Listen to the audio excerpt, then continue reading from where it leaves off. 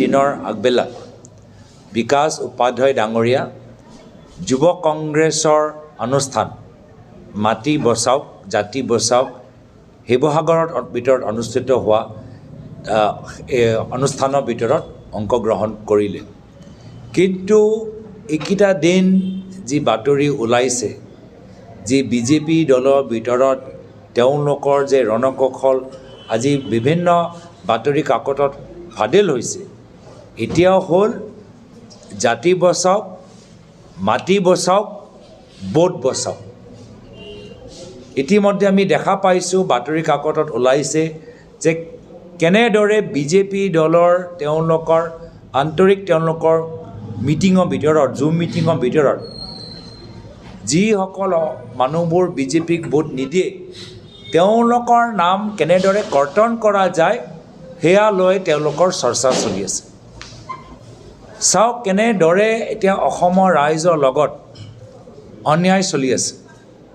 একফালে গুৱাহাটীত আপোনালোকে দেখিছে যে উত্তৰ প্ৰদেশৰ বিহাৰৰ মানুহ এতিয়া ভোটাৰ তালিকাত সোমাইছে, আৰু আনফালে আপোনালোকে দেখা পাইছে যে বিজেপি দলৰ মাজত এতিয়াৰ চৰ্চা যে যিসকল অসমৰ খিলঞ্জীয়া মানুহ ভূমিপুত্ৰ মানুহ যি বিজেপি বিৰুদ্ধে ভোট দিবলৈ বিচাৰে তেওঁলোকৰ নামবোৰ কৰ্তন।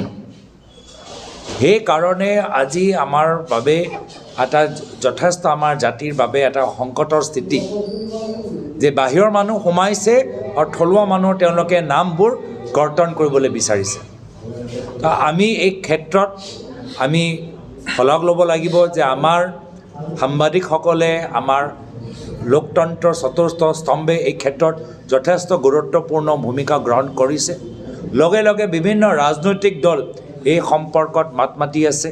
যোৱাকালি কামৰূপ জিলা কংগ্ৰেছে গুৱাহাটীৰ ভিতৰত বাহিৰৰ মানুহ যে আমাৰ ভোটাৰ তালিকাৰ ভিতৰত সোমাই গৈছে সেয়া লৈ এটা ভাল তেওঁলোকে প্ৰতিবাদী কাৰ্যসূচী ল'লে।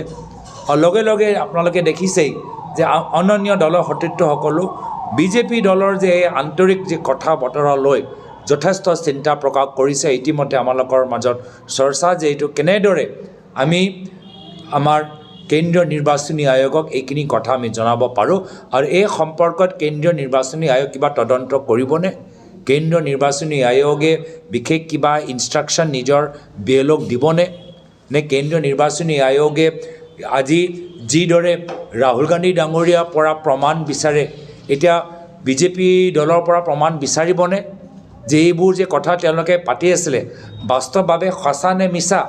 এতিয়া কেন্দ্ৰীয় নিৰ্বাচনী আয়োগৰ কি স্থিতি, নে কেন্দ্ৰীয় নিৰ্বাচনী আয়োগ সদায় কংগ্ৰেছ দলকে ক'ব যে তোমালোকে যি আছে এফিডেভিটত লিখি দিয়া। তো এই ক্ষেত্ৰত মই ভাবোঁ যে অসমৰ ৰাইজ যথেষ্টভাৱে সজাগ